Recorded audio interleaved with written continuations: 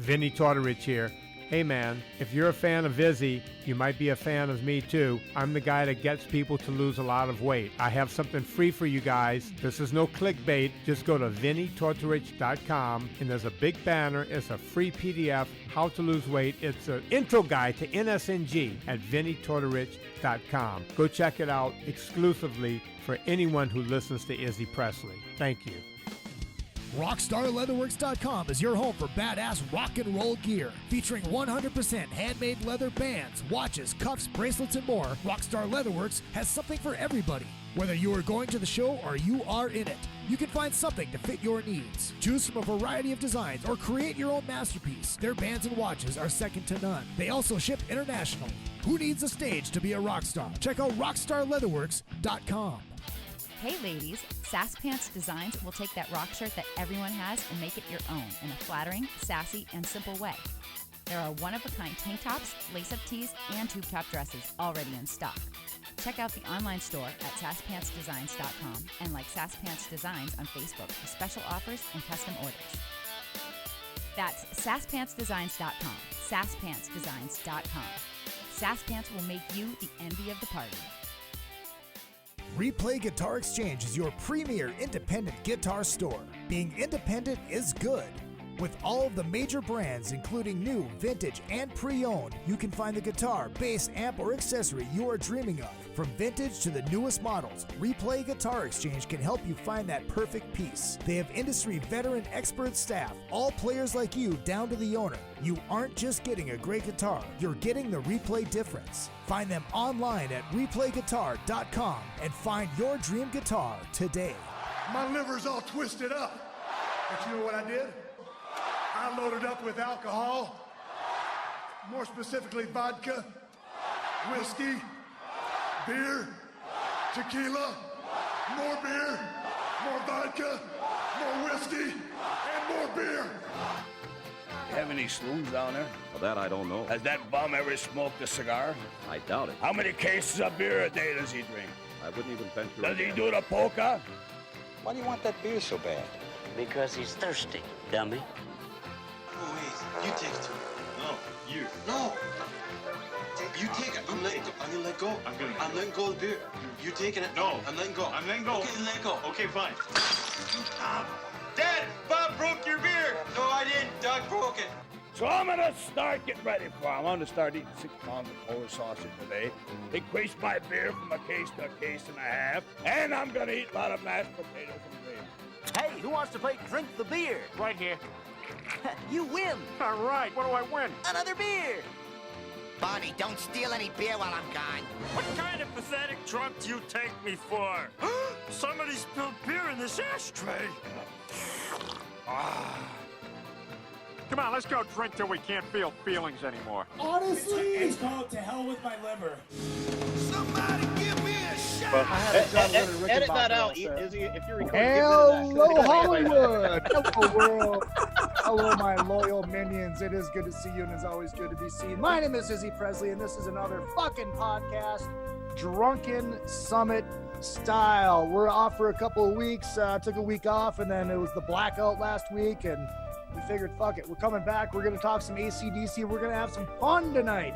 Got a great cast lined up for you next week, because a tribute to Ace Frehley will be doing the Monsters of Rock Cruise live stream. Yes, that means we are talking all Ace Frehley next week. So we will see. We'll see who comes back for that one, since we got pretty much his whole goddamn band here, and somebody with his hairdo from the 80s.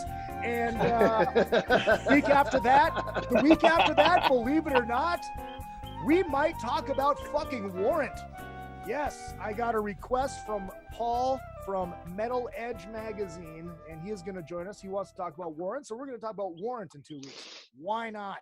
Make sure you guys hit up all the social media at Real Izzy Presley, all the way across the board, Twitter, Instagram, and Facebook, and of course the show page is another effing podcast. Click on that Shop Now button. Brand new a tribute to Ace Frehley shirts are available. I'm going to show the people right now. We got the new Alive 2 logo. Oh, they are badass. So when you guys watch this on the video, yeah, they're fucking beautiful. Nice. Wow. You And can don't also, forget the Izzy Presley leggings. Yes, I was just going to say that. You can now wear my face on your crotch with the Izzy Presley leggings. Get those. They are badass. If you guys want to donate to the show, it's very, very easy. PayPal is paypal.me/Izzy Presley. And Venmo is Ladies, Presley. Yes? Ladies, he cannot get in your pants still, but he can get on your pants. That's exactly right. Exactly right. And then, of course, you can check out all the stuff on YouTube after the show is live. All the old shows are up there now, all the Drunken Summits. Video style. I fucking love it. It's great. The Van Halen one is doing very, very, very well.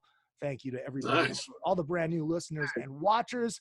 And also, just got released today on YouTube, my cover of Tender Years from Eddie and the Cruisers, myself, and Steve Feckety from the band America, Derek Frank, who plays with Shania Twain, and Gwen Stefani, and Tyson Leslie playing piano, of course, from Vixen, and Rare Hair. On drums, Mike Bennett from Richie Kotzen, and Katja Reicherman, who played with Rod Stewart doing the saxophone. She fucking killed it. Hit that up on YouTube. It is fucking great. And hopefully you'll be able to buy it soon. Good band. All right. Let's bring these guys in on the Michael Brandvold marketing Zoom line. You can hit Michael Brandvold up at michaelbrandvold.com. He works with a lot of great bands. Great job marketing, and he's actually working with me right now, so God bless him. Hit him up, michaelbrandvoldmarketing.com, and not many people are going to say God bless him. I'm just kidding, of course. I like busting his balls. All right, we've got the whole talisman here from the Ace Frehley band, from the Gene Simmons band, and, of course, Phil from Accept. We got Ryan Cook, his very first time here. Phil Shouse is back. Jeremy Asbrock is back. And welcoming back, Brian Forsythe from Kicks. Hey! All right, so we're just going to spend the first half of the show talking about these Chinese guitars we want to buy. Pretty much. Yeah. Guilty. No, man. I found this Chet Atkins Country Gentleman. I bought one of those, and then a Rickenbacker 12-string copy, with the bat wing horns. Yeah, I went Beatle shopping. I found a Rickenbacker, John Lennon Rickenbacker, and I had it in my cart, and I'm like, $312. I mean.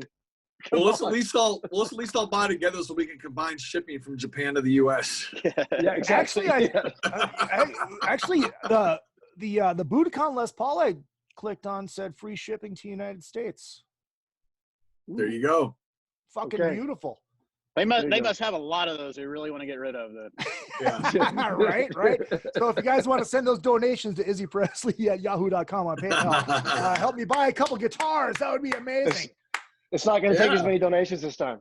No, it's not. It's actually not. Aren't they making memes about this, about what we all do with our money? Yeah, the best one was the David Lee Roth one. That was great. The shopping was good. Yeah. Brian, did you guys see that? No. Yeah. See that one? I didn't see it. It was a picture of Dave backstage in his fucking stage pants and this big foam cowboy hat. And it just basically said, me walking out of quarantine after all the stupid shit that I bought. Oh, I have seen that. That was a good one. Oh, my God. It's great. So we are going to talk about AC/DC, and there is no topic whatsoever except for the badassness of AC/DC. I was first exposed to AC/DC. My first memory is second grade, I think, and somebody singing the song Big Balls. And I think walking through Shopko, seeing the AC/DC records, and my cousin saying, oh, yeah, it means after Christ's death comes and they're satanic. That was my intro to AC/DC. Yep. Then all of a sudden. That's kind of mine, too. I think it was, I heard Anti-Christian Devil Child. Oh, that's what I heard. That was pretty popular in Kansas. Yeah. Well, I was in Nebraska, so I guess it was the Midwest. It was. We were neighbors, Philip. Mm-hmm. We were. We didn't know it then. Yeah. Jeremy? Honestly, it was around Fly on the Wall, because I started reading Circus and Hit Parader in 1984, and that was the next album that came out for them. So that was the first one I actually heard. Because, man, my brother, he's older, but he didn't really listen to hard rock. So I didn't discover hard rock through him. And so I had no way of, finding all of that famous stuff that had already come out, because, I knew Kiss and The Who. And then I discovered Van Halen, and that was when I started buying Circus and Hit Parader and found the radio. And so, yeah, it was like fly on the wall era when I discovered them. Yeah. Wow. Brian, you're a little bit longer in the tooth than us. Yeah, I was going to say I was already over when I discovered them. But yeah, around 79, it was when we were called the Shouse back then, before we had a record deal. Mm-hmm. And this, in fact, he's my brother-in-law's brother. Used to come to all our shows, and he used to take us out to his van during the breaks, and he'd always stick AC/DC in, and we'd hear it, and we'd go, "What is that?" And for some reason, it never clicked. I guess because I was on break and I wasn't really paying attention. But one day, I got in the back seat of this friend's car, and he shoved in, I guess it was "Let There Be Rock," and "Problem Child" came on. And I heard that sitting in the back of this car, and it was like magic. I was like, boom, and I was like mesmerized. Did you get to see them with Bon? Yeah, a couple times. Oh wow! Oh man! Oh, you win. Show's over. Yeah. The first time was a bummer because it was them and UFO, Oh, and they were, I guess, apparently co-headlining. But to me, AC/DC was huge, but I guess they were still sort of making their way up, and so I just figured they were headlining, and I went down. It was the Capitol Center near DC. And I went there. Baltimore, Washington. Yeah. And I went there a little late, and I get in there, and AC/DC's like just starting their encore. And I'm like, oh, man. Oh, no. Wow. So I only got to see like 3 songs, but I got to see Bon Scott carrying Angus around the crowd. That was when Wow. Bon came out. Oh, man. Dude. And then Amazing. I saw them in Baltimore later at the Towson Center, and that's the famous bootleg where Bon gives the security guys, he yells at him for doing something with some girl or something. Jesus Christ! Oh man, you win the show. Yeah. Brian. You win the Brian, show. did you guys play with AC/DC at all? Brian, did Kicks open for AC/DC at all? We missed it by that much. Really? Yeah, right before Hotwire. It was like a month. We already had the studio booked. Everything was in line to go record Hotwire. It was like a month out, and our management got a call from their management wanting to take us on tour, and it was like, oh, we couldn't do it. Holy shit! Oh God! That was our God, dream. That was our dream Sure. tour. Right? Oh man, what a bill! Jeez. Wow. Ryan, what about you? You've been awfully quiet. No, I'm just listening. So it's weird. My timeline's crazy because I was my introduction to them was about 9-10 years old, because Back in Black came out in 80, right? Yes. Okay. Yeah. So You Shook Me All Night Long was everywhere, at the swimming pool, in the car, at home, every radio. It was everywhere. So that was my introduction to those guys. Went out and got the record. But what blew me away more than anything, even though I'd heard You Shook Me All Night Long, and I was a young kid and went and got that, the first thing I laid the needle on was Hell's Bells. And man, there was nothing cooler than that at that time, because when I was a kid, I had this really, really weird, I still do, this fucked up infatuation, like with sirens, like the beginning of like Riding the Storm Out or Running with the Devil, or the bells on Hell's Bells. And the minute I heard that thing, and then him picking through that A was just amazing. So it was Back in Black that got me. But then I had to skip around and go backwards. I think, that was my first record. I think my second one was I went back and got Highway to Hell. So I was all over the map as far as my introduction to them. My first tour, though, I couldn't see Back in Black. I didn't see, for those, I saw Flick of the Switch. Damn. Yeah. Which is And a killer record. Yeah. That would be 13 or 14 for me, seeing them at Kemper in Kansas City. And, man, just awesome. But it's weird, for as long as AC/DC's been around, I've been fortunate to see that Back in Black lineup only a few times, but for as long as they've been around, as much as I love them, man, I've seen the Who more than I've seen AC/DC, which makes no sense, because right? AC/DC toured so much more. Yeah. Anyway, I make an uncool confession. I've never seen AC/DC. It just never worked out. Every time they came here, I was out of town. And then when they came here for Black Ice, man, I was fucking broke, and the shit sold out. Shit sold out real fast, and I stood in the little way in the entryway where they take tickets and just listen to the show and live the fucking lyrics to Jukebox Hero. Wow. Yep. Dude, that's amazing. That's the one I saw, and that was Malcolm's last tour, and it was Rudd on drums. It was the Black and Black lineup, so I'm really thankful I got to see that. It was great. And let me tell you something. Of all the shows collectively that the five of us have seen, I'm going to go on a limb here and say that you guys will agree with me, if not 100%, at least a little bit. If you did see Black Ice, that is still, no matter what, and we've all seen every genre of music. We've seen Elton John. We've seen, all the people who do the huge productions. Yep. That production, the animated film, ending with the train coming through the back wall of the train onto this, was awesome. You know what? It's going to be in my top 3 of show openers that I've ever seen in my life, sans every genre. Yeah. Every genre. It was amazing. Yeah, I mean, I've never seen them. And look, I think one of the reasons is, God, they always played at the Met Center in Minneapolis, Bloomington, where the North Stars played, rest in peace.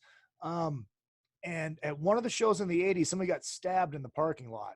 Oh, man. So there was this fucking aura, Yeah. Of course, Mom's like, "You're not going to see ACDs, and somebody got stabbed in the parking lot." So that was kind of out. Your mom was Sling Blade? Yeah, my mom was Sling Blade. You're cruising for a bruising, fucker. So I never got to see him. The problem here is like they always came like in the 80s in this cluster of shows. There were always like 4 or 5 shows surrounding that, and like at the time I'm like 13, 14, and I'd already picked out like 3 or 4 of them, and that my mom wasn't going to go for like 5. It just never happened. And then by the time I could buy my own tickets, I was in a band, and I was out of town every time in the 90s. Yeah, I don't know. Then I think maybe what was the one with Thunderstruck on it? Razor's Edge. Razor's Edge. And I think I got so annoyed by Money Talks that I didn't go see him because that song annoyed me so much. I loved just because you heard that song enough. It was just because it was everywhere. You could not get away from it. It was one of those songs that was one of the, like when you're that age. I was in really early high school at that point. It was one of those songs at that age that is so good that you can't even get your head around it, how much you like it. And I couldn't hear that song enough or play it on guitar enough. And because I kind of got into it in middle school when I was playing guitar. And right. All of us being guitar players, it's like in one band, you have the best example of lead guitar playing and the best example of rhythm guitar playing. Oh my God. In every song, right? You have lessons in how to do both, and you can't do it better than either of those guys. That's something that's something we should talk about before we get into the records and the music and blah blah blah blah, is fucking the rhythm guitar playing in AC/DC. Malcolm is everybody's favorite member of AC/DC, right? Yeah. Pretty much. But Phil said something earlier about when you're learning to play and stuff and learning what to do. They were a perfect example. Malcolm Young being, since we're talking about him, it was also a perfect example of, learning what not to do. Right. It's like everybody, and talk about knowing what not to do, man. That guy was standing in concrete shoes every night.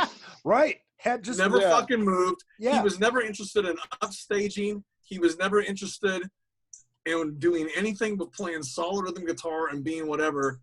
And man, I've jumped around like an idiot. I should wear concrete shoes and everything, but he was the perfect example of what not to do and just stay in your fucking lane and be Seabiscuit. Yeah, just stay back and then walk up to the mic and then walk back. That was like the coolest. Yeah, move. Straight walk. And something else that was very unpretentious about him, since we're talking about him being that way, is in the I think it's Let There Be Rock, and there's kind of that fun backstage footage and everything, and it's black and white footage, and he's standing there, and he walks around, he goes and he gets his beer, He takes a swig of his beer, and he's getting ready to get on stage. And he takes off his black T-shirt, and then he reaches in his wardrobe case and gets the same fucking black T-shirt, puts it back on. It's like, that's who I see. The thing was, it's like, that's who I am. I take this so serious, but I don't take myself serious. I take it in the right. He was the guy that like, what not to do, and he showed it all the time. He was just so cool, and he thought he was being funny, and he was getting the same shirt out. But fuck, man, that was just good stuff. Yeah. Good stuff. I think that too. I mean, his guitar playing, it's like people always still play it wrong because they strum. You never saw him do an upstroke. It's all downs. Well, with him, and people were strumming it. Well, the other thing that people get wrong is the tone. They overdrive too far. Like Malcolm was pretty clean. And that's what gave him the power, was that clean. In fact, that's what inspired me to play a Telecaster, because I could get that Malcolm, that bang out of it. Because I think his pickups are single coil pickups, and he's like playing a Marshall with single coil, and it's just a super clean, loud guitar. Yeah, there's there's no gain on anything. It's super clean and just powerful. But okay. And I like it's the brothers being the guitarist, and you couldn't have more different right hands, because Malcolm is pretty much playing drums with his, and Angus has the lightest, smoothest right hand attack I've ever seen on a guitar player. Especially with like even smoother than like jazz guys. I mean, this was like such a hard rock and rolling band that AC/DC is, and it's like his right hand is just, there's no effort. It's just so great to watch. But both those guys. I'm still 100% certain. I'm still 100% certain that I'm playing "It's a Long Way to the Top" incorrectly still, and as I'm 50 years old. That beginning, I'm not doing it right, man. I had to play that. I had to play that once on the cruise when we did the AC/DC jam, and the person that was supposed to play it didn't show up, and I tried to fake my way through it, and I fucked it up bad. Those are tricky rhythms that everybody's like, kind of, that doesn't know, makes things about how easy it is, and it's really not. They worked that stuff like they were 10cc. It's like they worked and rewrote those songs until they were as good as they are. I have some bad news for you guys. On that Chinese guitar site, the Salute Malcolm Young, the Beast Double Jet AC/DC Triple Relic Natural SG Electric Guitar Wraparound Bridge Grover there is. for $300. Right. My fingers hovering above the add to cart. Yeah. Well, hey Phil, you get one of those, and then you can stop borrowing Ryan Warner's guitar. Yeah. Right. Let's get to back to him finally. Let's get to the chat room here really quick and bust some of these comments out. Decibel Geek Podcast says, message to you all, says your mama. Hey. Shannon Wilk. Hey guys. Hi Shannon. How are you doing? Thanks for stopping by. Steve Conley wants one of them Budokan Les Pauls too. Yes, I do. Mark says, I salute you. Dina. Hey fellas. Well, hi Dina. How you doing? Oh wait, where is it? Yeah, thank you. Oh God, Scotty Strickland checking in from Canada. Malcolm is a boss. 428 Mustang. J. Ron says. Bruce from Canada. 2009 Edmonton Outdoor Show. Just as they started playing Thunderstruck, huge lightning storm hits and a clap of thunder as they begin the song. It's on YouTube. Oh, very cool. Hey Bruce, I know who that is. Yeah, big listener, big fan of the show. Bruce. We're not booing. We're saying Bruce. Yeah, we're not booing. It always comes back to what's Kiss. The difference? It always comes back to Kiss. J. Ron also says, I try AC/DC tunes on my guitar. I only do Malcolm. And Alec Lifeson's left hand is magic. Okay. Very well. If you had Malcolm Young's right hand and Alex Lifeson's left hand.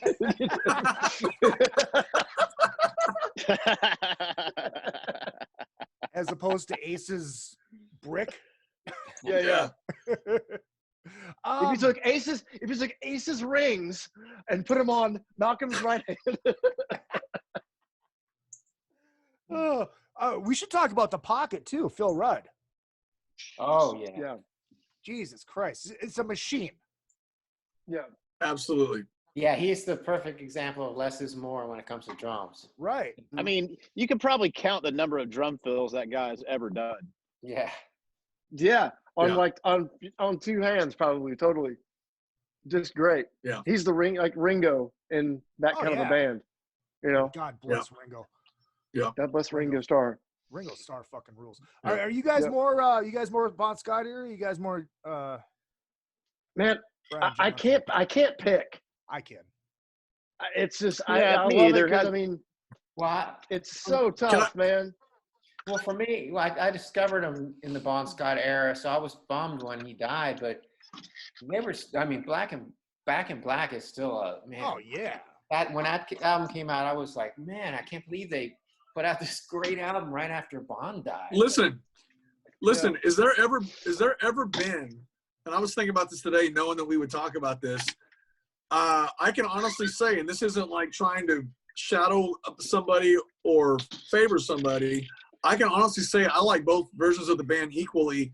I cannot say that about any other band that has replaced its lead singer and been successful. Like, I consider the two Van Halens both great, but two completely different bands. Oh, They're yeah, not. yeah.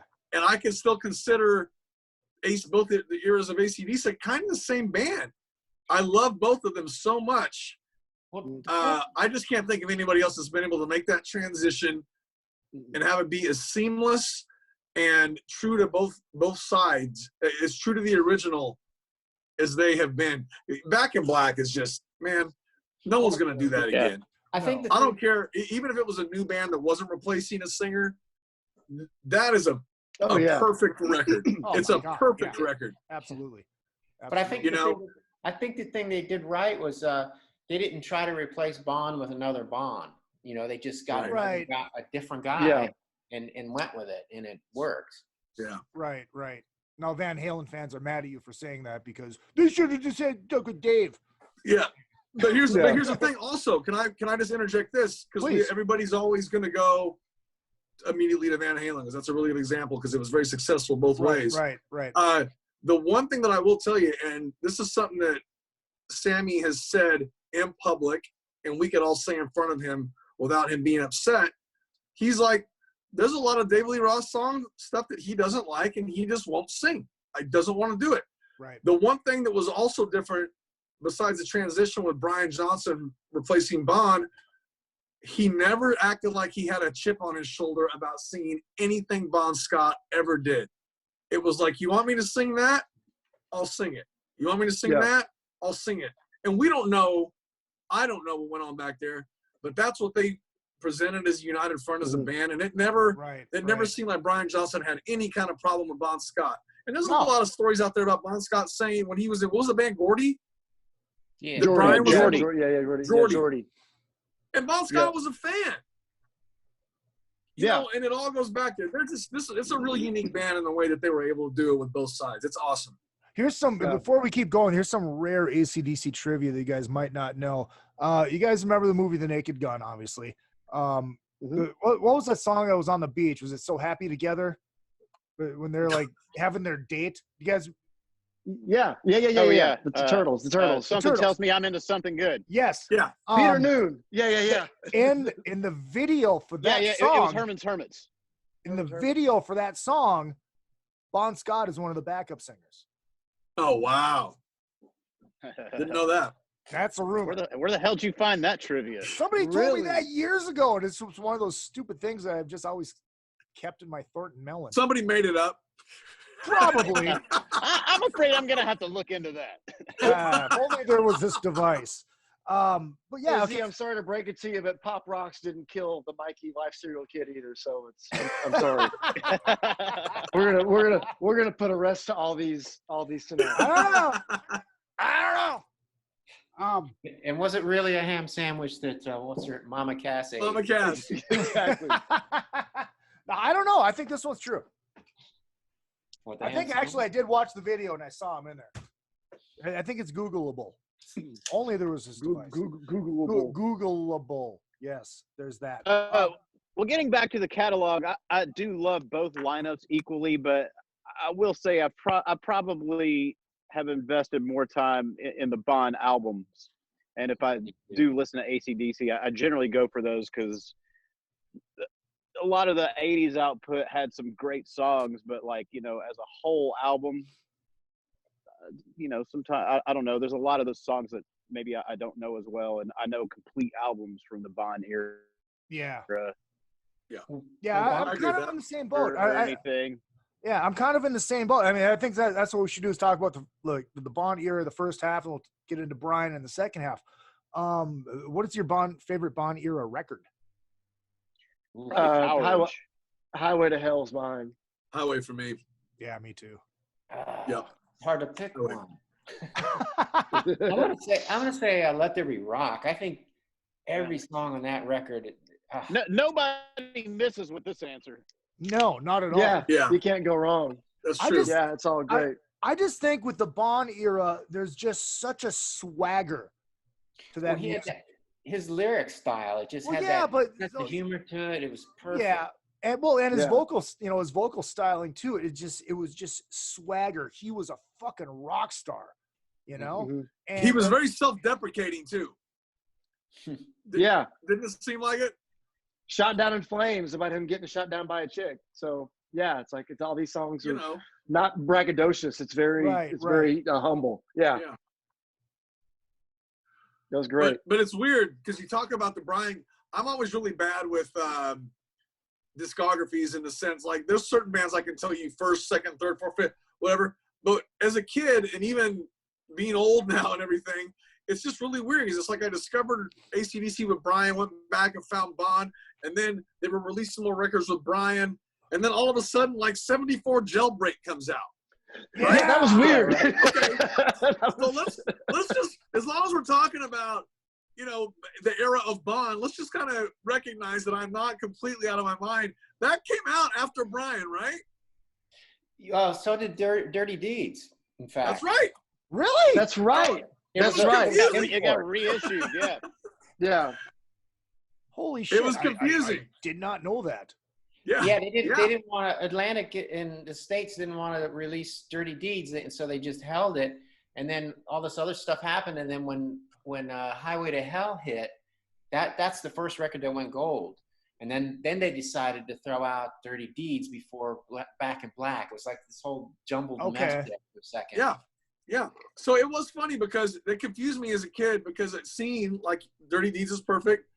Jailbreak was perfect, but it was just all this stuff. And all of a sudden you're hearing Bond on a new AC/DC single in 1984. I think 74 Jailbreak came out in 84 as the 5-song EP, right? I don't know when they put that out. I think that's what happened. I already had the import. Anyway, I know it was very good. Yeah. Because they were showing the video for Jailbreak on Headbangers Ball. Yeah. And it was like, of course, I'd seen all the Brian videos. It's like, and then it was like, who is this guy? He's awesome. I had no idea of the history of the band. I didn't know anything about the history. That might be my favorite AC/DC song, is Jailbreak. And the machine gun at the end of it. I love that part. With a bullet in his back. Oh, God, it's so good. Yeah. And ironically, the first AC/DC song that I learned. Oh, cool. That's a good one. Yeah. That one and the way he does the sirens. All the sound effects. I love that. I was like video is 13. That video is just fucking swagger. So great. Fucking with the boom, breaking the fucking rocks and all that shit. It's fucking gold. Yeah. Acting at its finest. Yeah. It's like porn acting at its finest. It's fucking beautiful. Yeah, we should. Here's a question: the first AC/DC song that you guys did learn. It was Back in Black. It was probably Hell's Bells. Probably, I think the first record I had was Back in Black. It was probably Hell's Bells. Well, back when we and I learned it wrong. Of course. Oh, me too. Well, back when we were still doing covers, we pretty much played the whole.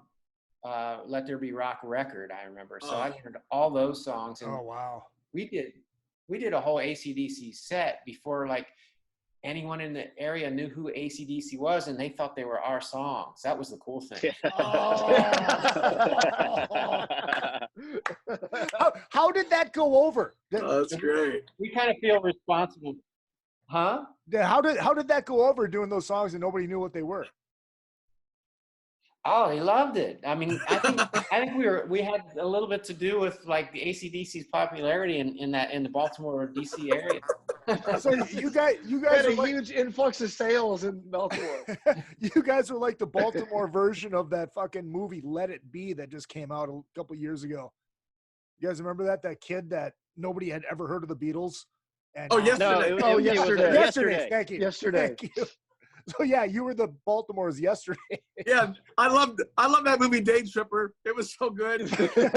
Sorry. What about the kid that played Jude in Hey Jude? God, you should get the Academy Award for that shit. Jude Law? Jude Law. He was amazing. He did all his own vocals in that movie. You know that? I think my first song was either Who Made Who or That's the Way I Want My Rock and Roll. Because that's right when I was learning how to play like hard rock guitar, not just like chords and stuff. And it was one of those, and it was like a new song. I forgot all about That's the Way I Want to Rock and Roll. That had one of those good that song's fucking awesome, man. I love that song. Man, all those quick, all those really fast beating around, all those like beating around the bush type riffs they have. Oh yeah. Like that are so good. Heat Seeker was on that album. That was some good shit. Heat Seeker's great. Flicking the Switch is one of my favorite ones. Well, we're getting to Brian era. Oh, yeah. I guess we can just jump around all over the place. Yeah. Oh my God, hold on here. It's the way I want to rock and roll. I forgot all about that song. Tall Bear says Jailbreak EP came out in October 84, 20 days before I was born, October 15th, 1984. Wow. And Dirty Deeds came out in 76, but in the US in 1981. Wow, 81. Damn. Oh, so it was after Back in Black then. Yeah, it was after Back in Black. Wow. Let me see. Dina says, love the uniqueness of Bond's voice. Almost cartoony setting at times. Perfect for the Dirty Deeds album. Oh, shit. I didn't know this. J-Ron says Bond was also AC/DC's first drummer. Huh. I didn't know that either. That is wild and weird stuff. Did you guys know that Bond was one of the background singers in Dave's California Girls video? No, Ryan, thanks for sharing that. That's awesome. Yeah, smart, Ryan Cook's so smart. Yeah. He knows so much. All right, so this is gonna be one of those bust Izzy's balls nights. I can feel that. First half of the show brought to you by Beater Application. That's 2E's Beater Application. Brian, you've heard the fucking Beater. They fucking kick ass. 3 channels of testicular fortitude, 100 watts, and now they are. Now he's building rack mountable units, and these things are like specific to different bands. He's got a Guns N' Roses tone. He's got a Randy Rhoads tone, a couple Van Halen tones, shit like that. Check him out. BeaterAmplification.com. That's 2E's BeaterAmplification.com. And our good friends over at Mackie. You guys want to get into recording, home recording, and podcasting, check out Mackie.com, MACKIE, and check on the studio stuff that they have. It is badass. The Big Knob Studio Plus is what I'm running through. They got these great studio bundles. It is cheap. It is affordable. And a great way, he said knob, a great way to get into recording and podcasting and broadcasting and all that kind of stuff. Yeah, so we were talking about the Bon Scott era. We didn't really talk about Angus. Well, we talked about his tone, I guess, and his playing a little bit. But can I talk about how hard it is to be Angus? You know, Phil and I do an AC/DC tribute band every now and then, and I'm Angus. And you know, like as much as I love AC/DC, I hate that gig because I have a headache after every show. Even when I dial it back and I barely do this for 45 minutes. Right. I just don't understand how he doesn't have a fucking headache every night, because I do, and I'm only doing Angus maybe on 4 or 5. I don't get it. He might. Yeah, he might. With a stiff neck. You know, I got to just be Even just this much in constant mode for every song. It's yeah, kinda he just painful. doesn't stop. The first time I got How old is he? Who, Angus? No, yeah. I think he's around my age, maybe a year older. Okay. But the first time I got to meet Angus was after a show, and he was so wiped out he could barely keep his eyes open. It was at the Capitol Center, and since they were on Atlantic, the Atlantic people took us back there, and so we got to go in the little back room and meet like Brian and Malcolm. Though he was there, but I was too scared to talk to him because he just looked like he was ready to kill somebody. But Angus was really cool. He was sitting on his wife's lap, and his feet weren't even touching the ground. Who dwarfs Was she holding like a baby? Yeah, it was like this little kid on the woman's lap. But he was like completely wiped out because, you know, he used to jump off the back of the amps, and I think he twisted his ankle maybe that night. But I remember the one question I wanted to ask him, because I always thought his style was real similar to like Billy Gibbons, that the way he digs in. Yeah. I asked him if Billy Gibbons was one of his influences. And I don't know if I'm sure he was just pulling my leg, but he says he listened to clarinet players. And that's what he told me. But then he goes, and then he said Malcolm taught him everything he knew. So. Oh, wow. Wow. Yeah, I've never heard a solo, but apparently Malcolm is a hell of a was a hell of a lead guitar player as well. Yeah, I've seen a couple old video, like way in the early days videos of Malcolm actually playing some solos. Oh wow. Oh wow. Yeah. See, but again, it just goes back to the whole thing of the whole what not to do and how to act and stuff. The fact that the lead guitar player would at some point to somebody say, I learned everything I know, and he's saying it to a fan, because you're obviously a fan like we all are. Right. And honestly, it's like Malcolm or Angus is such a focal point of the show, and for him to just give it up and go, but he taught me everything I know. It's just that family just had such a thing about respect. Right. I mean, no one's even talked about George yet and how involved he was in the early records and producing their, you know what I mean? Mm-hmm. There's just such a family thing that was throughout that band. It's just awesome. Yeah, talk about George. And discuss. Please. Well, that's a great topic. The easy beats. It starts with the easy beats with the Youngs. So big easy beats fan here. Big fan. Love them. Yeah. Oh, and Angus Young was born in 1955. So Brian, what year? He's 2 years older than me. Jesus Christ! There you go. I was born in 57. Okay. So that AARP card has come in the mail already, is what you're saying? Oh yeah, I got the pamphlet right over there. Newspaper. He's gonna do a short seminar at the end of this. He's got a PowerPoint presentation all planned out. We're all set. It's his AARP timeshare presentation. New sponsor of your show. New sponsor. Oh, man. Forget his cooking videos. We want his AARP. Yeah, right. Yeah, totally. Oh my God.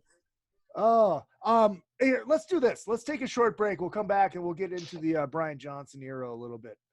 How's that sound?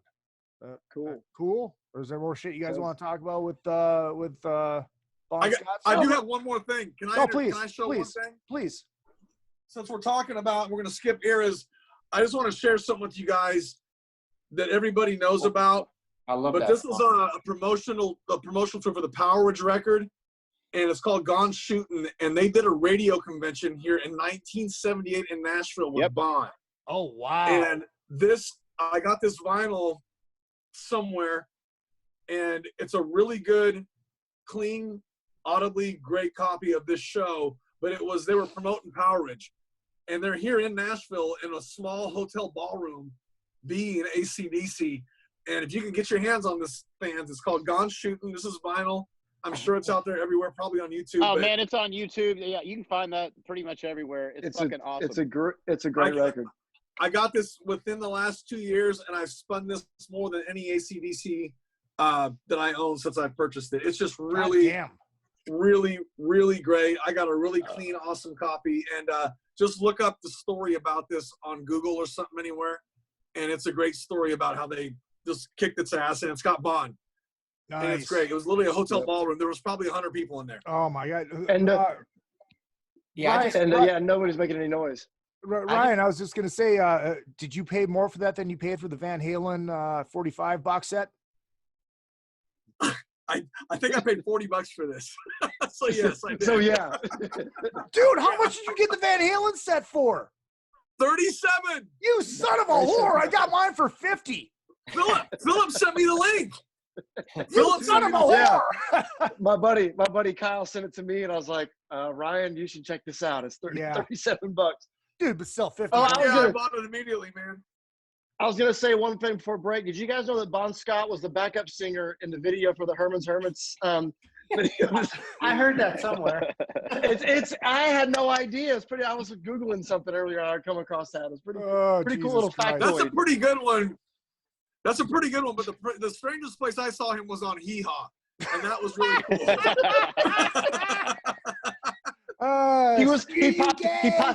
He popped up out of the cornfield with like Buck Owens, and they went back down. Yeah, I remember that. That's pretty good. But Brandy was showing me some Bobby Goldsboro show videos, and I saw him on the Bobby Goldsboro show. That's right. Yep. They were doing somebody up there likes me, and Bobby had his ovation guitar. It was fantastic. Dick Jason says not gay, but I always thought Bond had sex appeal. All right, there you go. All right, we'll be right back. Had to get my balls busted more.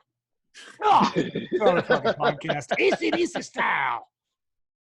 Rockwood Saloon Authentic Apparel takes rock and roll fashion to a new level with their tees and tanks for men and women. They also make custom shirts, jackets, vests, pants, hoodies, beanies, and more. The Rockwood Graphics Department can design anything from your logo, t-shirt design, promo posters, band swag, and printed at great prices. From tour shirts and custom stage gear to killer threads for the street to the stage, Rockwood Saloon has it all. Rockwood Saloon, authentic rock and roll apparel for stage and street. World tour tested for quality, comfort, style, and durability.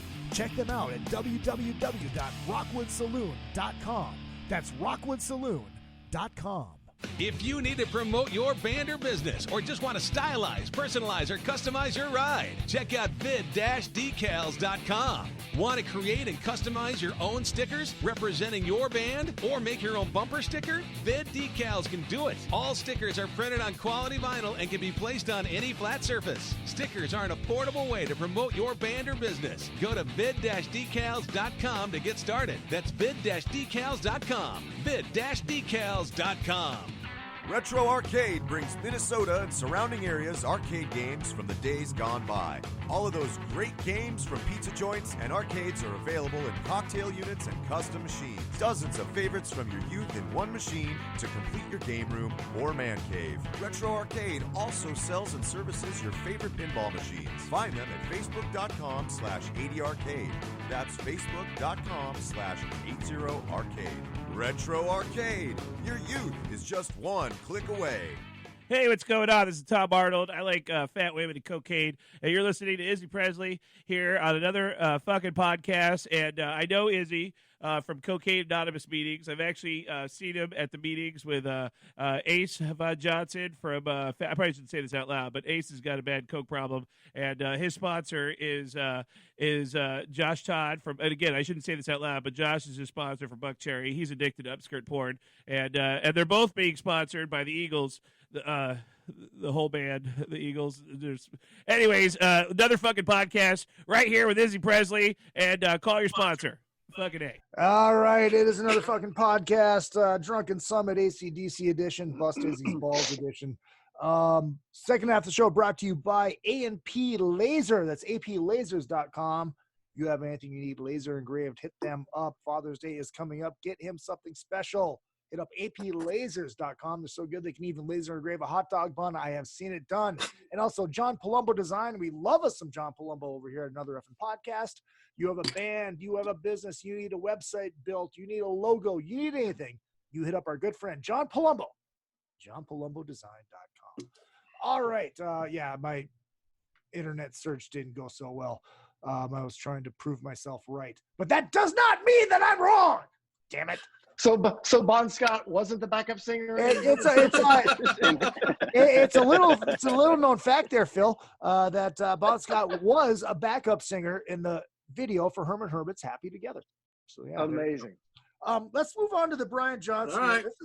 This is actually an interesting era for me because, okay, you go from Back in Black, which is one of the biggest records of all time. I mean, it's something that nothing is going to top nowadays, at least. And it's one of the biggest selling records of all time. It's probably still on the charts. It probably has been since it fucking came out. There is nowhere to go from that but down. And like Jeremy, like you said in the first half of the show, it's like there's a lot of great songs, but not a lot of great records. Well, Yeah. I like listening to that era a lot just because like the Bon era I've listened to so much. Yeah, that's a good point. And you got to learn. And then Highway to Hell and Back in Black, you get there, it's perfection. And I'm not taking anything away, but I've heard those songs. I don't need to play the records to listen to those songs. I can play them in my head and have them all be accurate. It's like Alive. I don't need to listen to Kiss Alive the same way. So I like to listen to those. I like to listen to Flick of the Switch, Fly on the Wall, like the Who Made Who soundtrack. I like all that like era, like the missing Aerosmith, the missing Sabbath records that get left out of the conversation. I like all that stuff. Those records you're talking about, each of those records definitely, even if it didn't have like track for track, if you compared for those to Let There Be Rock or something, even though that you can't stack them up equally track for track, the Brian Johnson records each had something that had a beacon on it. I mean, that's true. Look at the riff. Look at the riff to Let's Get It Up. Always great tunes. Always great Look tunes. at the riff to Let's Get It Up. Yeah. I mean, that was in the look at Flick of the Switch. That whole thing. I mean, there was Thunderstruck. Jesus Christ. Yeah. Mm-hmm. But I'm with you. I do know track for track from Full Sequence, the Bond stuff more than I do the Brian stuff. Let me ask you something about something you said earlier though about hard, because Back in Black has exceeded Diamond and all that kind of stuff. Is it the highest selling hard rock record of all time? Yes. Did GNR beat it or no? Okay. No. So as far as hard rock genre goes, that might be the highest selling hard rock record of all time. It is. Yeah. It totally is. Okay. Yep. I mean, are we talking Thriller, like 30 million? Or are we talking? I don't know. What is it? If only where's this device? If we have the information box, we can find out. Yeah. Best selling. Yeah, I can't think of anything that'd be higher. I think the Eagles was the highest, like, but period. It's not, the hard rock. The Wall was up there. Yeah. Wall's up there. Let's talk about genre. All right. Yeah. So, okay. So this is just under rock. It says Michael Jackson at number one at 47.3 million. He's not really hard rock. But no, he's not. He's not. But I'm looking at, all right. So AC/DC is number two with 29.4 million copies. And then after that, the Bee Gees. Jesus Christ, Saturday Night Fever sold 21.6 million copies. Holy shit. Huge. Yeah. However, it's got an unfair advantage because it's a double record, and that counts as two sales. That is an excellent point. Okay, Led Zeppelin. Sang backups on that? White suit. He wore the white suit. How deep is your love? You can really tell it's Bond on that. You can really hear about. Oh, Jesus Christ. All right, Led Zeppelin 4, 29 million. Fuck yeah. So that's right behind. See, I would put I would put AC/DC and Zeppelin in the same wheelhouse. Yeah. Oh, absolutely. We wouldn't put Thriller or Hotel California in there. No. Respectfully. Right. Okay. Just one. I'm just curious. What did Appetite do? Appetite did 21.9. Metallica Black Album did 25.2. Let's see. Well, Jesus. Okay, so hold on. 20 to 29 million copies. Bon Jovi, Slippery When Wet apparently did 28. Wow. Really? Wow. Fucking A. Wow. Whoa. Wow.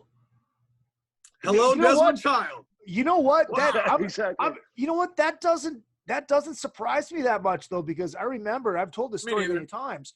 When I went to buy that cassette from Target, it was on rain check for fucking weeks. You couldn't get it. Yep. It was nowhere. Yep. You know, you're waiting for that call. Thomas, your Bon Jovi Slippery When Wet seat or cassette is in. It's like, oh, sweet. Sweet. It only took me 4.5 weeks. Hey, who's Thomas? I don't know. Got the wrong number, dude. I'm just looking at this list. Okay, Bon Jovi Crossroad did 21. That can't be right. No, well, that's the greatest hits. Okay, that makes sense. Crossroads was the greatest hits. Def Leppard Hysteria with 20. Boston with 20. I think Boston was up there too. Tracy Chapman sold 20 million records. What the fuck? What? She has a fast car, man. What do you? She has fast cars. She got a lot of fast cars now. So basically, what you've right? established is that Back in Black is in fact the highest selling hard rock. I'm sorry, I just got lost in this list and seeing like Queen Greatest Hits at 25. It's pretty cool that you mentioned Leopard though. And by the way, could you imagine being able to be somewhere when the AC/DC Def Leppard tour happened, when Leopard was opening with Pete Willis? Oh my God. Oh yeah, that's right. Fucking hell, man. That's legendary. That's movie stuff right there. Leopard opening for AC/DC. Man. At that time, yeah. We did a show with Def Leppard when Pete Willis was in the band. No shit. Blackfoot was headlining, and then it was Blackfoot, Def Leppard, and us. Oh man, that's amazing.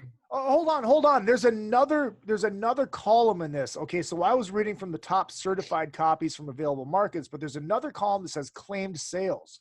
Michael Jackson was 66 million, and AC/DC Back in Black with 50 million. So maybe that's I don't know what the fuck to believe. Unbelievable. Well, let's just all agree that AC/DC Back in Black was the highest selling hard rock album. The record company uses the smaller number. That way they don't have to pay out the. Exactly. So when that Talisman record sells 98 copies, remember that. We're gonna owe somebody money. That's right. Yeah.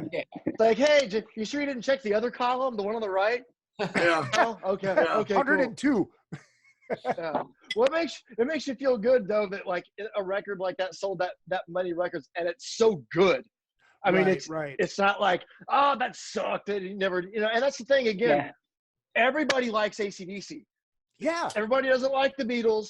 Everybody doesn't like these other bands, but it seems like everybody that you mentioned AC/DC, everybody likes AC/DC. Right.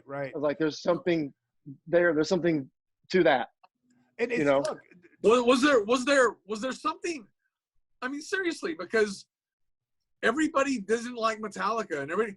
Was there something safe about AC/DC? I mean, was there something danceable about You Shook Me All Night Long? Was there something? Very danceable? You could dance. You could all dance to their songs. You get into like those clean. You can get into those clean guitar tones. It was like hard rock, but the guitars weren't so gained out that it was like. But all kidding aside, you could swing your ass to Girls Got Rhythm. You could swing your ass. Yeah. Girls don't care about clean guitar tones. Girls care about rhythms they can dance to, and chicks can dance to those songs. You know. So let me. I want to share a story with you guys that I'm definitely sharing. I did not hear this firsthand, and you guys may know this story. It may be out there, but I heard it from my friends. So you guys know. A couple of the Skid Row guys are very good, close friends with Brian Johnson, right? And they talk a lot, they visit a lot, they do whatever. Brian told them a really cool story that I never knew. I'm going to tell you guys, you may have heard it before, just about, talking about Mutt and what it was like to work with Mutt. This is Brian Johnson talking about it. and he's using "You Shook Me" as an example. So we all know how the song goes. We've heard it a billion times in our sleep. We've heard it. It's in our psyche. The way they brought it in was, she was a fast machine. Da, da, da, da, da. She kept the motor clean. Da, da, da, da. So the lines weren't together. And Mutt said, no. You got to cut out that space and put, she was a fast machine. She kept her motor clean. They had the whole da, da, da, da, da, da. Oh, wow. Between every line on the demo. Oh. I was waiting for this very long story, like my moth joke, that at the end of it, it was going to be. And did you also know that Bon Scott was a backup singer for the Herman's video? I was totally expecting that. No, but that's what he told him about the song. And it's so funny that it's so precise and tight and killer, that verse. But that's the way it was presented, with that big space in between them. Mutt was like, dice, slice. Forget. Yeah. Put it together. together. I could totally see it that way, though. I mean, that's kind of like what they would do with it. That's interesting. What a trip, man! And look what the song turned into because of that. It never would have reached up there without doing that. Right. Yeah. And it Did you guys have the Bonfire box set? Remember that box set that came out in I have it. A bottle opener came in it. That had it, and that had a bunch of cool alternate takes and everything. So you could hear like them working up songs and how they really did like change lyrics and rework everything. Yeah. It was interesting to watch, to hear that happen. Okay, Tall Bear checking in the room says Metallica's Black Album is the best-selling album in SoundScan era, 31 million worldwide. And Brandy says, I'm so glad to hear all of your voices. And Brandy, I can hear your voice reading that. I'm so glad to hear all of your If voices. Brandy could come refinish my kitchen table, it would be awesome. she's got quite the thing going now. But ever come and paint my stuff. She's killing it. She's killing it. And she also says, let's go to Olive Garden. All right. I caused a shitstorm the other day when I said I loved Olive Garden, and people were like, yeah, man, that wouldn't have flown very good in the crew van that we traveled in. You would have gotten fucking oil spotted for sure. My favorite thing is listening to those guys argue about pizza. Oh, geez. And unlimited salad and breadsticks too. So they got that going too. Well, it's funny. Just to get off topic for a second, I put this poll up on Twitter about who's snobbier, New Yorkers about pizza, or what was the other one? Chicagoans about putting ketchup on hot dogs. And then I threw in beer snob, and beer snob ran away with it. Beer snob won. Beer snob won. But New Yorkers are very douchey about fucking pizza. My favorite thing is even agree. They can't even agree on the pizza. They can't. It's amazing. If it doesn't come from New York, it sucks. We've started this movie. Oh yeah, every van ride.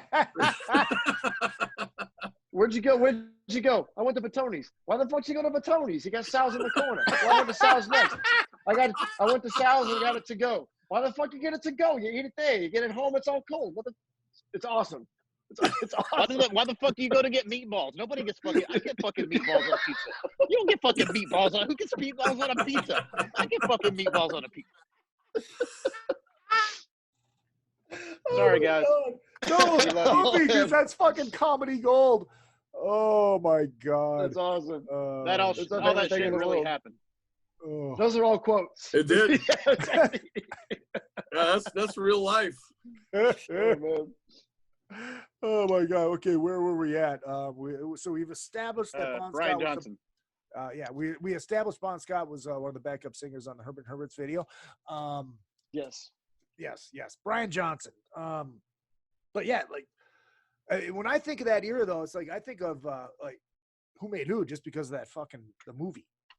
Yeah. Maximum Overdrive. Yeah. Maximum Overdrive. Stephen King, right? Yeah. Yeah. Oh yeah. And Emilio. Yep. It had a couple instrumental tunes that were pretty cool on that, just because they're from the movie. Really? That was kind of a cool thing. I don't remember that. Yeah, DT. Yeah, that's what I couldn't think of the name. Was it just one on that, or is there one more instrumental, or is that it? That's the only one I can remember the name of.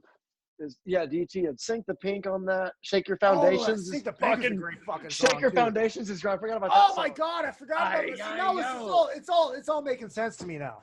Okay, wait a minute. I'm getting it. So what year did Mistress for Christmas show up?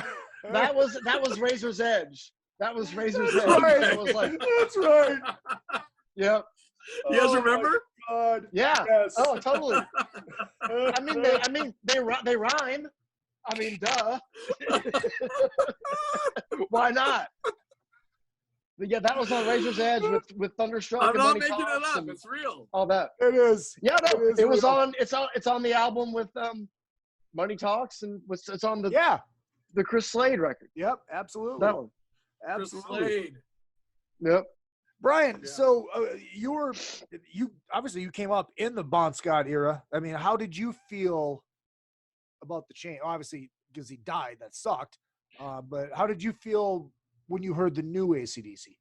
Well, I was bummed at first, but it didn't take long for me. I mean, it was Back in Black was so good that even though I was like bummed that Bon Scott wasn't there, I couldn't not like it. So, you know, I just quickly just got used to Brian Johnson after that, you know, and we were still, it was right at the end of, right before we got signed is when Back in Black came out. So we started to do a few of those. We were doing some of those songs.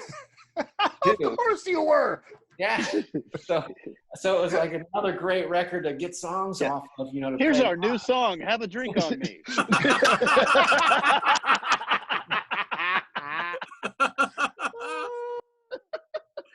So, but let me ask you this, because you were so well versed in Bon Scott and the whole catalog of AC/DC, like you said, Let There Be Rock and all that stuff was such. Did you guys ever sit around as a band or with your other band friends and just go, there's no way they can ever do anything great again? I mean, did you ever have doubt that the band just would not make it?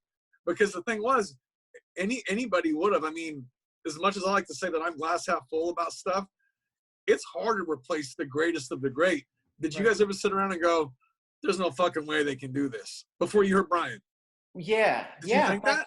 There was that pause between those records, and you know, I remember when they announced they had a new singer, like we were thinking, how are they going to go on? You know, there's like, you know, how does a band do that? And then they announced their new singer, and I didn't know who Brian Johnson was, but you know, so we had no idea what was going to happen. But then when you hear Back in Black, the song, it was like, wow, how'd they do that? It's like, was that the first song you heard? Like, was that the first song on radio, or like, what was the first song you heard, or was it like Hell's Bells when you bought the album? Like, what was the first tune you heard? It was Back in Black. I was waiting for that record. The day it came out, I had it. So, but let me ask you guys, what was the first single? Was the first single You Shook Me or Back in Black? I don't know. I think it was Back in Black. Okay. Wow. But don't quote me on that. I'm going to tell you something, and I'll lay my life on the line for this. That will never happen again. No. Yeah. No. That if the Metallica or a whatever, there is never the hugest band, massive band that's going to get a brand new singer to come in and blow your doors off and give respect the way that they did. That's never going to happen again in our lifetime. I don't think it's going to ever. No. Well, nobody's going to be I mean, the Beatles did it when they got William Shepard after Paul McCartney died. That was a pretty good replacement. Right? You mean Fall? Yeah, William Shepard. Yeah, Fall. But no, nobody will ever I don't think we'll ever get that big. No.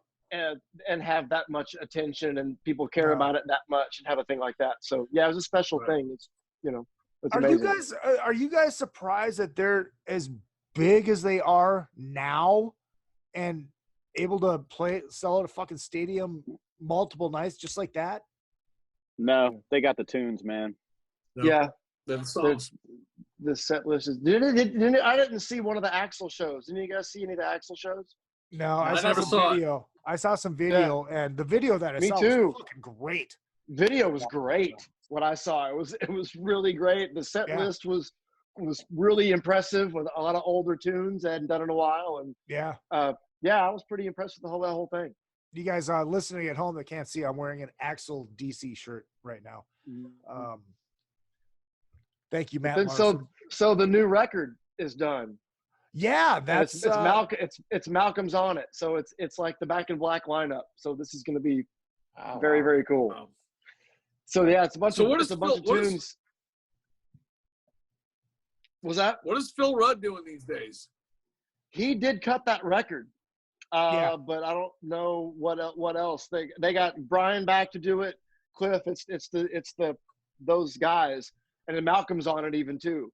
It's a bunch of stuff they'd recorded with Mal before he passed. So, yeah. Did you guys buy the whole I have to leave because of hearing thing?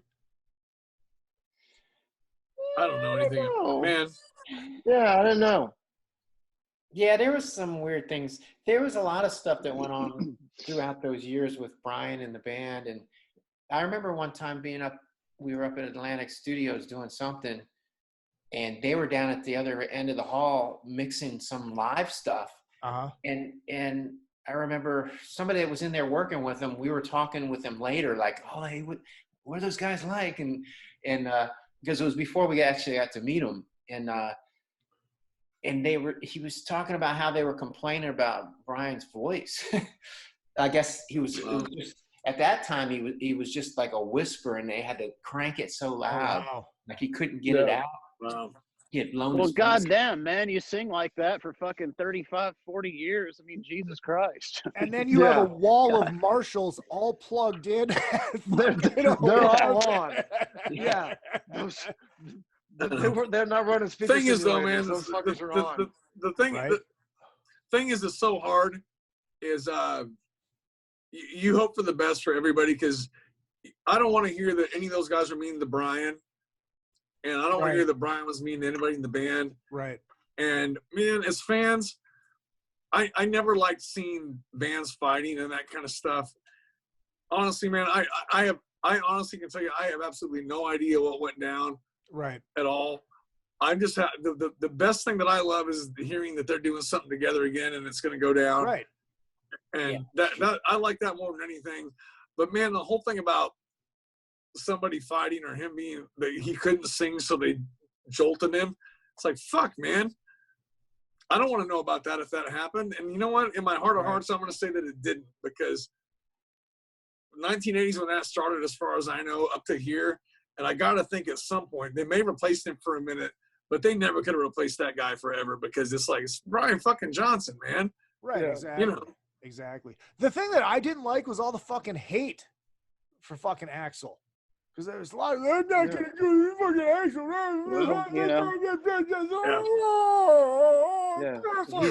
He's not going to take that gig. I mean, come on. It's AC/DC. I know. Yeah, he's in Guns N' Roses, but that's AC fucking DC. Yeah, he's going to take that gig. He fucking killed.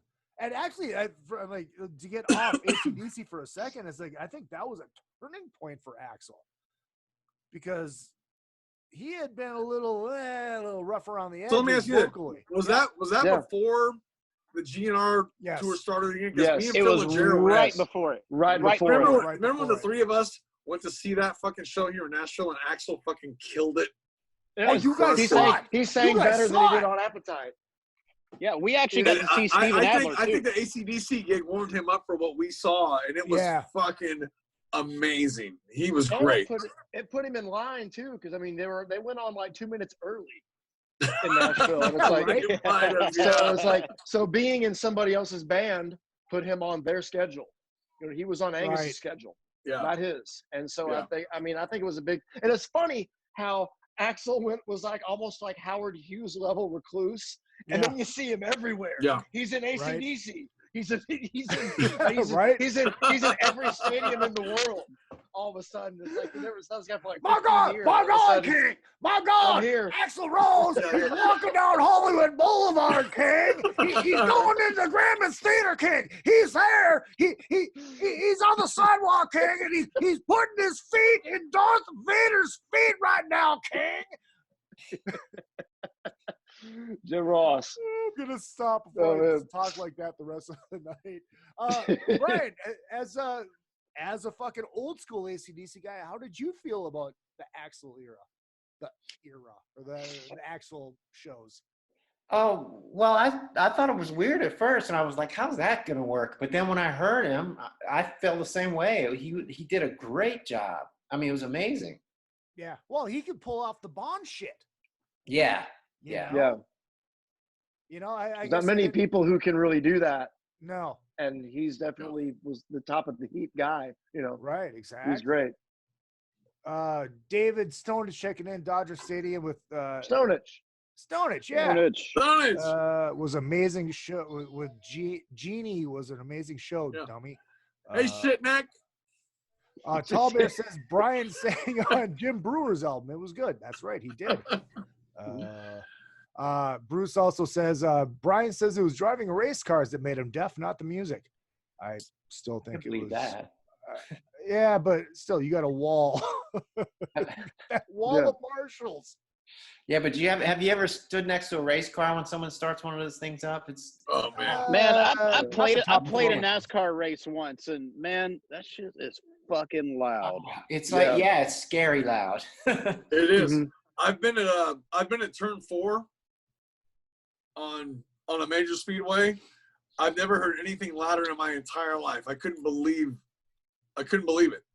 Yeah. Well, this friend of mine had a bunch of race cars in his garage, and I was over at his. He was storing some of our gear in his warehouse, and he goes, "Oh, hey, look at these cars!" And he takes me back, and he's showing me these, and he didn't even warn me. He opens the door and he goes, "Oh, listen to this," and cranks one of them up inside of a garage. And it had the pipes coming out, and it was like, and I'm like, I thought I was going to go deaf. I was actually pissed off at him because it's like, man, you could ruin my ears. Tell me before you do that. Yeah, I don't know. Actually, fun fact: Brian Johnson sings backup on Jerry and the Pacemakers version of "Ferry Across the Mersey." So that's interesting. So, oh my God, Izzy, you poor bastard! All sorts of fun. Oh wait, I got something down here for you too. Oh yeah, there it is. but it's only on the mono mix. Yeah, it's very limited find. If you can find the 45, it's pretty good. Let's go to the chat room. Amber says Axl was decent. I think no, he was more than decent. He fucking killed it. Tall Bear proclaiming that he's got blow up your video on cassette. Wow, nice. Good for you. Love it. Impressive. Decibel Geek checking in. Pretty remarkable how well they transitioned from Brian to Bond to Brian, making it sound like a tranny thing. Let's see what else we got. Yeah, they transitioned.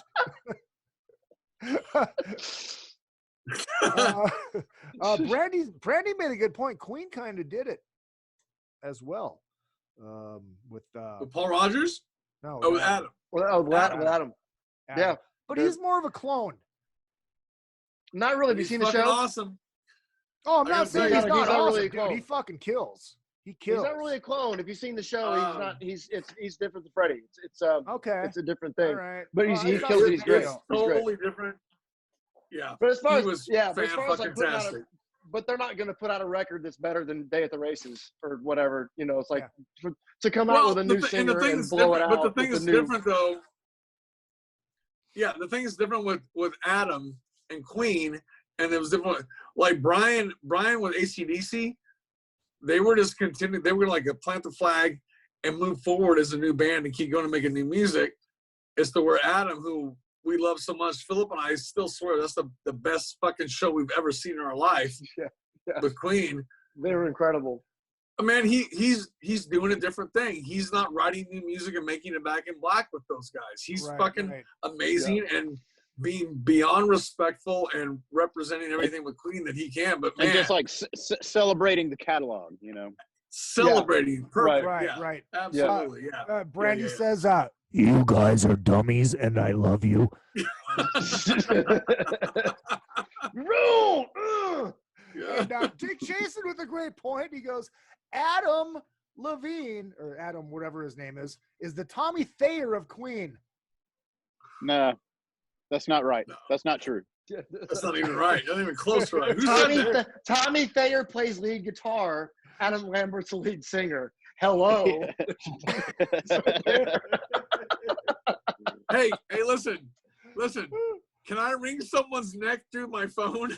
Yes. Brandy also says, he's good, he's amazing, and shows a shit ton of respect. She's gonna punch me next time she sees me. Yeah. Oh my God. What else do we got? Anything else on the AC/DC topic we want to get into other than the fact that Bon Scott was one of the backup singers in the video for Herman Hermits? I think that's the highlight of the night. I've actually heard some really cool stories from Simon. Really? All right, lay them on us. Oh, yes, yeah. Please. But you got to hear them from him. He's a master at telling those stories. But he did have some, one of the coolest ones was when he answered an ad in the paper for the audition. And they didn't say who it was.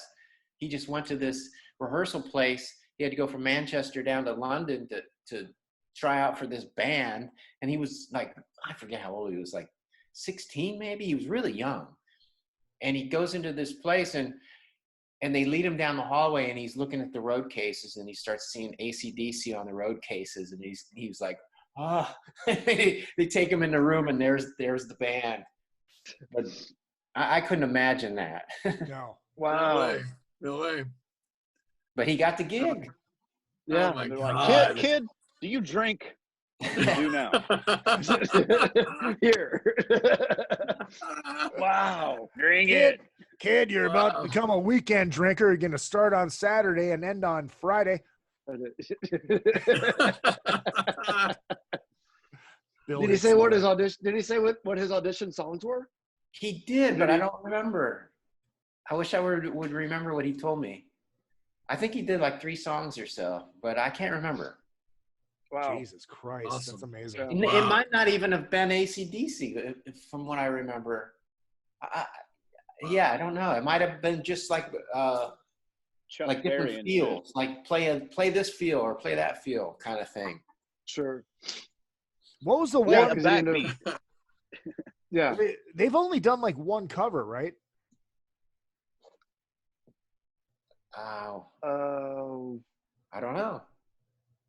Oh, baby, please don't go. Yeah, I think that's the only cover that they've done. Wow. Good question. Interesting.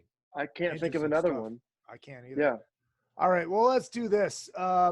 Brandy's laughing at, I'm sorry, Brandy must be laughing at my voice doing this. And she also says, fuck yeah, I saw Rhino Bucket with Simon here in Nashville at the basement. It ruled.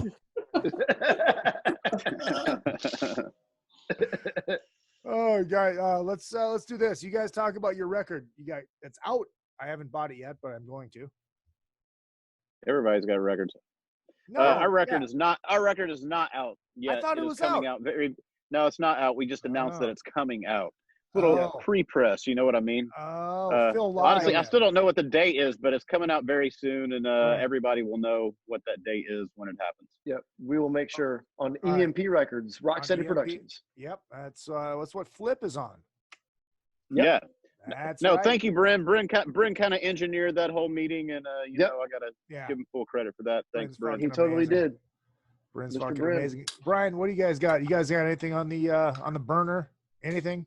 Nothing. Me? Do you guys want to like? Does Kix want to do new music? Yeah, I mean, we've talked about it. Is it worth it for you guys at this point? I don't know. No, I mean that's an honest question. I mean, because it's like, well, fuck. I mean, are you gonna play the songs live? Probably not. Yeah, I know. We only do one song off that record. We've done a few of them off that last one, but we've talked about doing another one. We just haven't gotten around to it. And you know, this would have been a good time, but you know, they all live up there and I live down here. It's like, well, you know, they have this internet thing that you can send files back. Yeah, but we're one of those in the same playing in the same room together. Right. You know. No, I get you. I get you. All right, but, we might someday, but we keep filling in the space with reissues and stuff. Oh, there you go. There you go. Make money on the shit that people already know. But it's from the Gene Simmons School of Marketing. You already have this. Well, you could buy it again. Now you can buy it and it's green. Yeah, right. and it's blue. Or you can buy the Chinese copy of it. Yep. Amber says yes. Kicks is great. Decibel Geek says would love a new Kicks record. Yes. I love Rock Your Face Off. I like the last one. It was great. That's all right. Yeah, that turned out good. It was stressful though. How so? Huh? How so? Oh, well, we didn't have the songwriter in the band that we used to have, for one thing. That'll That do put it. a lot more pressure on the rest of us. But just trying to keep it on track and keep it sounding like Kicks. And, luckily Mark stepped in there and he turned out to be a good songwriter. So, yeah, we all watched the movie and it's like, wow, Kicks is like a bass player's band. The bass player kind of drives the car. Yeah. Yeah, we lucked out with Mark. Yeah, right. And that's the thing. That's great. There's two things you never do is you never let the drummer talk and you never let the bass player drive. Yeah, that's true. All the times back in the old days when we were in a van driving around the country, the only times that and it was a bunch of times, that we ran out of gas, Donnie was driving. Never I love it. Gas gauge. That's the best. Hey, you got anything else? Anything to leave us on AC/DC? You got one? Right. Hey, wait. You got to let Ryan. Ryan's got the big release coming out of all of us. Oh, please. Wait. Coming out. Wait. Is this going to be better than Brian's AARP? Yeah. Pamphlet that he. So listen. So thanks for having us all. But guess what? This week, the Hair of the Dog, Big Bones, whole thing is going to be released, and you can get it. You can't see it. There's a glare, but I love you guys. Cadillac Jack, Party Ain't Over, As I Am, Southern Cock, Whiskey Tango. It's all there. Nice. Reach out. Good to see y'all. Beautiful. Where can they get it? It's going to be iTunes, Spotify, Amazon Prime, Pandora, everywhere. Beautiful. Fucking love it. Ryan. Yeah. Oh, and that. I'm gonna Don't forget about Gone Shooting. I'm gonna go get it. It's all about AC/DC. I'm gonna look into that AC/DC record if I don't spend all my money. Man, on it. look at the very least, go to YouTube and check it out. Like, it's fucking badass. Yeah, absolutely, absolutely. Jeremy Asbrock, Ryan Cook, Phil Shouse, Brian Forsythe. Next week we are talking all Ace Frehley because yes, I'm gonna hit my outro music as I do this. Because Contribute to Ace Frehley is playing the Monsters of Rock live stream live from beautiful North Hollywood, California. It is going to be badass. We might have a very, very, very special guest showing up. I'm not going to tell you who it is because that would ruin the surprise. I'll tell you guys off the air because I love you. Well, some of you. Also, make sure you find our cover of Tender Years from Eddie and the Cruisers. You can find that on YouTube, be available on Spotify and Apple and all that kind of shit soon. As soon as I figure out how to release a cover song, I'll get there. These guys might be able to help me with that. Go to YouTube and type in "How do I release a cover song?" That's how I learn everything. Is that gonna tell me if Bon Scott was actually one of the backup singers in the video? Absolutely, yep. I fucking love it. Social media at Real Izzy Presley all the way across the board, Twitter, Instagram, and Facebook, and of course another effing podcast on Facebook. That was a dramatic pause, ladies and gentlemen. That was a pregnant pause. And bug Kevin Smith at that Kevin Smith about casting me in Twilight of the Mallrats. And we'll see you next week talking Ace Frehley. It's been another fucking podcast. Don't forget what I lack in talent, I make up for in cock.